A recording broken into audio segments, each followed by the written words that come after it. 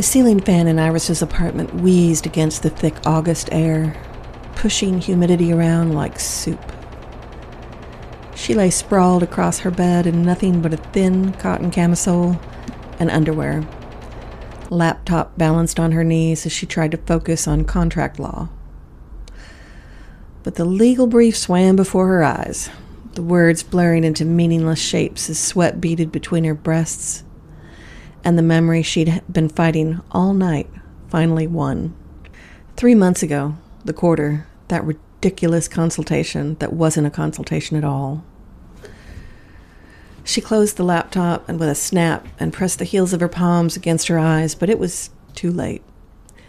The memory rose like steam from hot pavement, carrying with it the ghost of Jasmine and the sound of tourist laughter, and the sight of Jean-Claude Nightshade in nothing but an apron and the most devastating smile she had ever seen. She'd been running late, as usual for her, but the streetcar had broken down, and walking in heels to the quarter in July was like navigating a sauna filled with drunk people. Her white silk blouse clung to her back, and she could feel her carefully arranged chignon surrendering to the humidity, one curl at a time. The address Jean-Claude had given her led to a narrow courtyard near Royal, the kind of hidden space that tourists walk past without noticing. She checked her phone again. Yes, it was right. Something about permits for his new restaurant, a simple consultation that should take an hour at most. The sound hit her first. Drums and laughter and the kind of joyful chaos that seemed to spontaneously generate in New Orleans, kind of like our afternoon thunderstorms. She followed a narrow passageway between buildings, her heels clicking against the worn brick, and emerged into a scene that made her question whether she'd accidentally stumbled into a fever dream. The courtyard had transformed into what could only be described as a culinary circus. Makeshift cooking stations surrounded by ancient brick fire pit, where enormous cast iron pots bubbled and steamed. Men and women in various states of undress, some wearing full chef's whites, others in nothing but aprons. One memorable individual sporting what appeared to be a toga made from a tablecloth, stirred, tasted, and argued with the passionate intensity of people whose ancestors had been perfecting recipes since before the Louisiana Purchase. A hand-painted banner strung between two wrought iron balconies proclaimed, "Crew of the Sacred Roux, Initiation Day." The apron, faded blue canvas with "Kiss the Cook" embroidered in what looked like genuine gold thread, covered the essentials, but not much else. His back was to her as he stirred what had to be the biggest pot of roux she'd ever seen. His movements hypnotic and precise. The muscles of his shoulders shifted under skin that gleamed with sweat and steam, and when he reached up to push hair out of his eyes, the motion made the apron ties ride low on his hips. "Mon Dieu," he was saying to someone. She couldn't see, his voice carrying that accent that made even mundane words sound like poetry.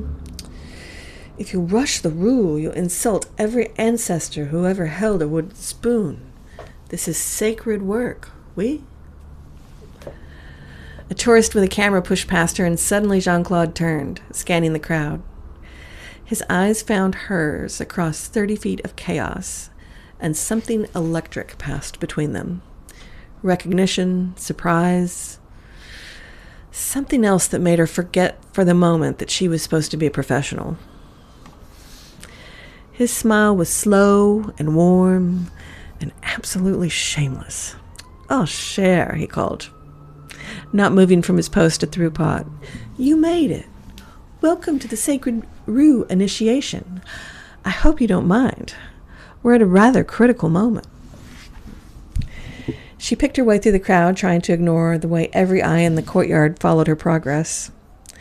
The heat from the fire pit made the air simmer and smell. Holy God, the smell.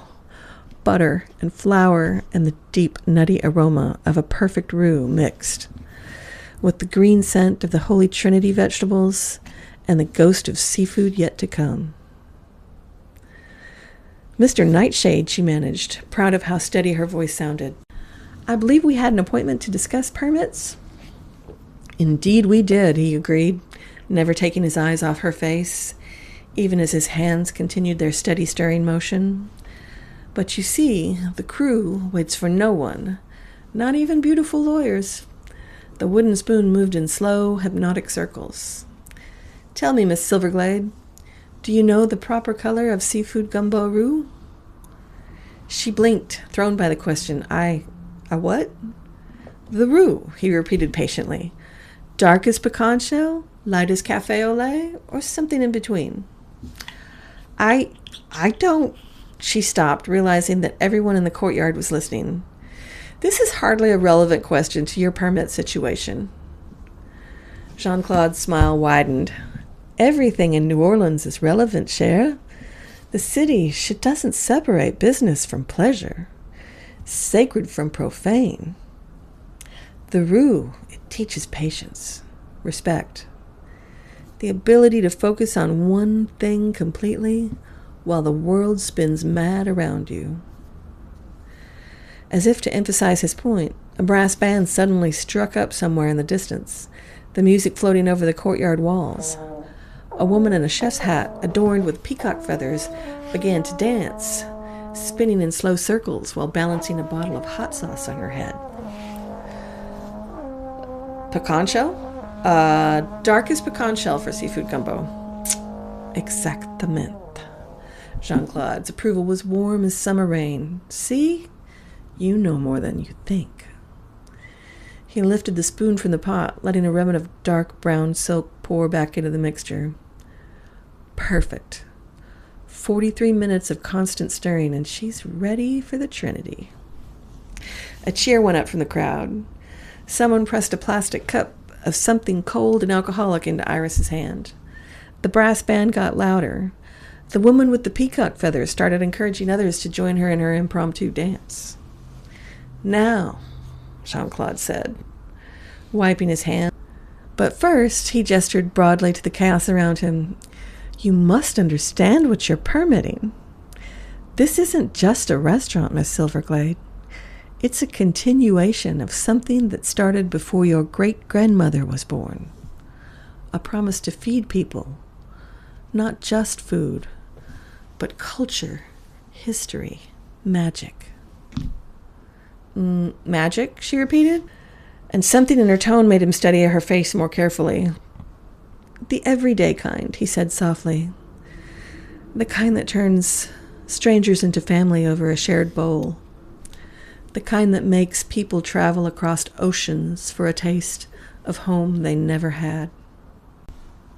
Someone called his name, and he turned to respond, the apron strings shifting again.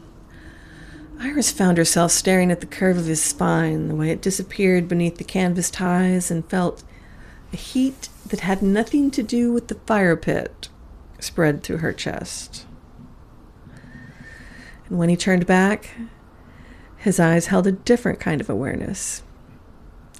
You should stay for the tasting. Part of the initiation requires preparing 3 different gumbos for judgment by neutral parties. I'm hardly neutral, she protested. No, but you are honest. I can see it in the way you stand, the way you watch. You could tell the truth, even if it cost you. The compliment caught her off guard, settling somewhere warm and dangerous in her chest. Mr. Nightshade, Jean-Claude, he corrected. We are past formalities now, don't you think? You've seen me in my ceremonial garb. Huh. She laughed. She couldn't stop herself, a sound that felt rusty from disuse. Is that what we're calling it? The crew of the Sacred Roux has traditions going back 200 years, he said with mock solemnity. The apron represents humility before the roux. The bare skin represents honesty with the ingredients. And the ridiculous circumstances represent the truth that the best things in life happen when you are least prepared for them. And the permits? will get filed properly, I promise. But right now, he stepped closer, close enough that she could smell the mixture of spices and sweat and something indefinably male that just made her mouth go dry. Right now, I want to cook for you. Just you. Let me show you what I'm asking this city to let me do. She should have said no. Should have insisted on a proper meeting condition, professional boundaries, appropriate attire.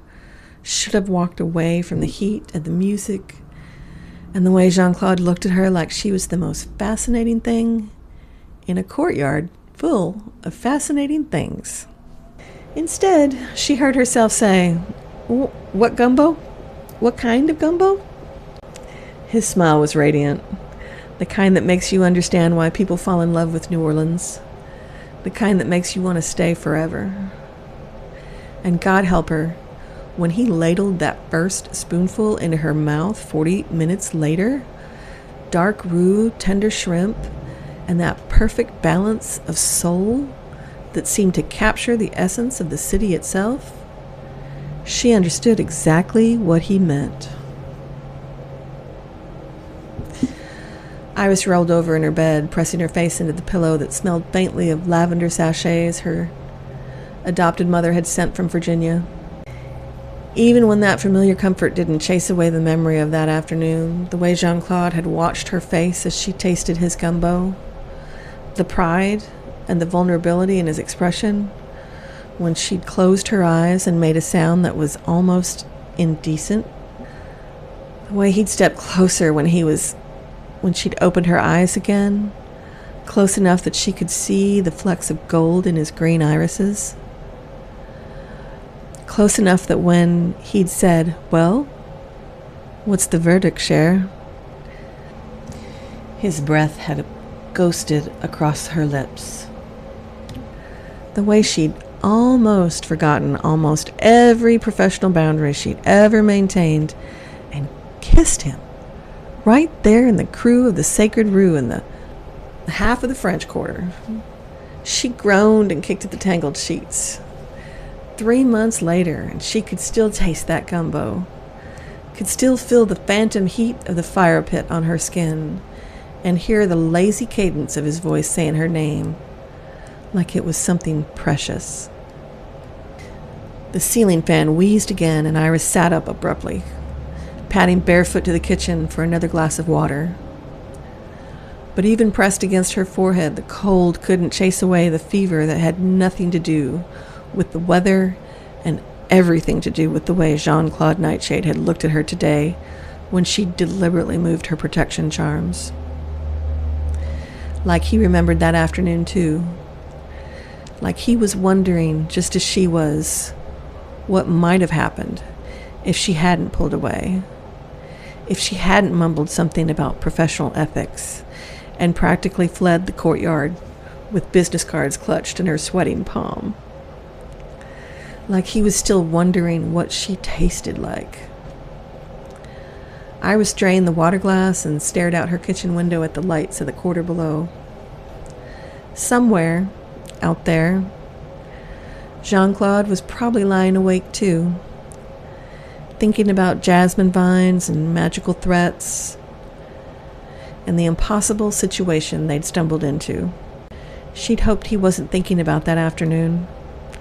Hoped he'd forgotten the way she looked at him, the way her voice had gone breathless when he'd smiled. She hoped it with a desperate fever of someone who knew with absolute certainty that she was lying to herself. Because tomorrow, she'd have to see him again. She'd have to work with him, trust him, maybe even save him.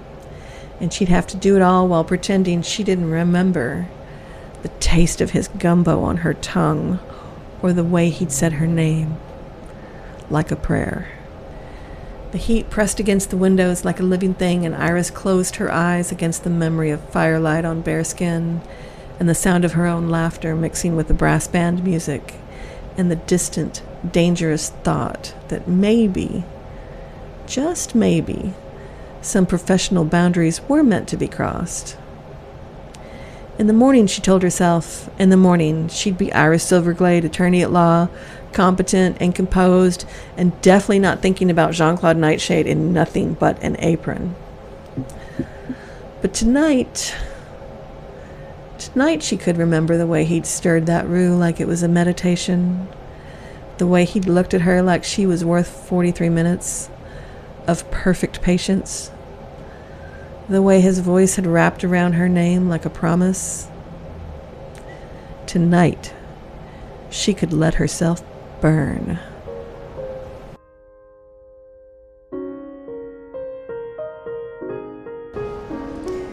If you enjoyed that story, follow Jasmine and Rain. Like and subscribe, and we'll see you next time. Au revoir, cher.